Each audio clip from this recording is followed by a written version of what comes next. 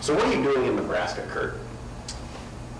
Well, Nebraska for many years now, as you well know, I don't need to tell you this, that has been one of the key states that has a real opportunity to end the death penalty in a relatively short period of time.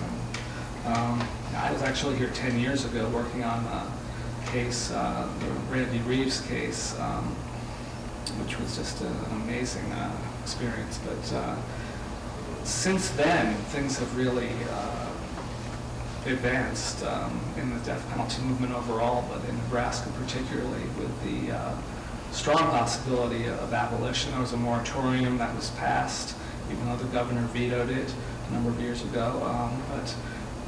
You know, coming within a vote of repeal 2 years ago, and then, you know, in this past session coming close, not quite close enough, but what we're doing here, what I'm doing here, is to assist and to work with NADP and folks who I've already built some relationships with, and here with Curtis McCarty, who's done extensive work in Nebraska. He's from Oklahoma's death row, and he's done a tremendous amount of speaking across the state. So really to provide some assistance, whatever we can do to aid with the repeal efforts that are underway here.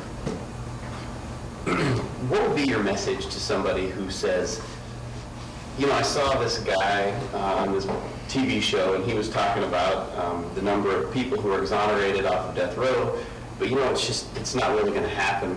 It doesn't happen very often. What would be your response to somebody who would say that? Well, the question is how many is too many? I mean, is it 5, 10, 20 people that are innocent that make it not okay to have the death penalty? I think that being able to determine if someone, you know, with finality is innocent or guilty, which we can't in an imperfect system run by humans, means that we can't have the death penalty. So one person is too many. And again, as long as you have a system that's run by human beings, you're going to have that possibility of error.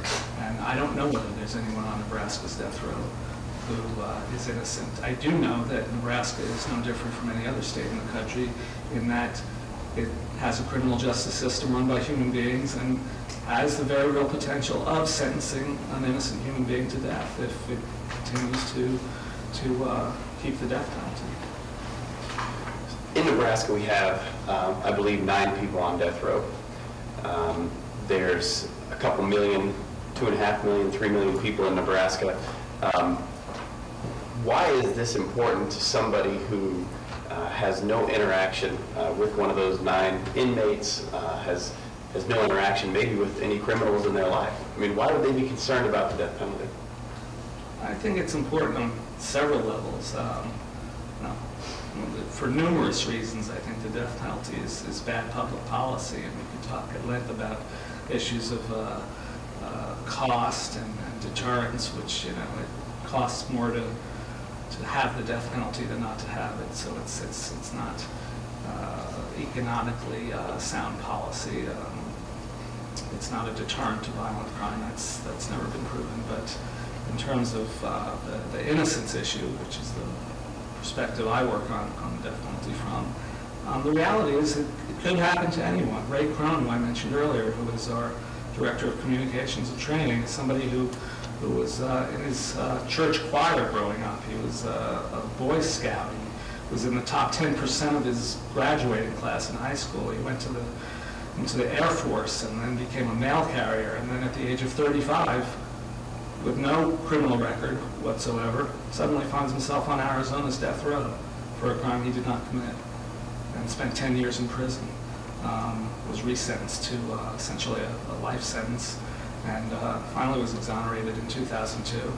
He's a classic example of a person can be leading a perfectly normal, stable life and get caught in the system for no other reason than he happened to be a customer at the bar where a bartender was killed, and was sleeping at the time when it happened, and yet was considered to be the leading suspect, and they just would not let go of that until finally they, through DNA evidence, found the right person, the person who actually committed the crime. So, you know, if it can happen, as Ray says, to him, it can happen to any of us.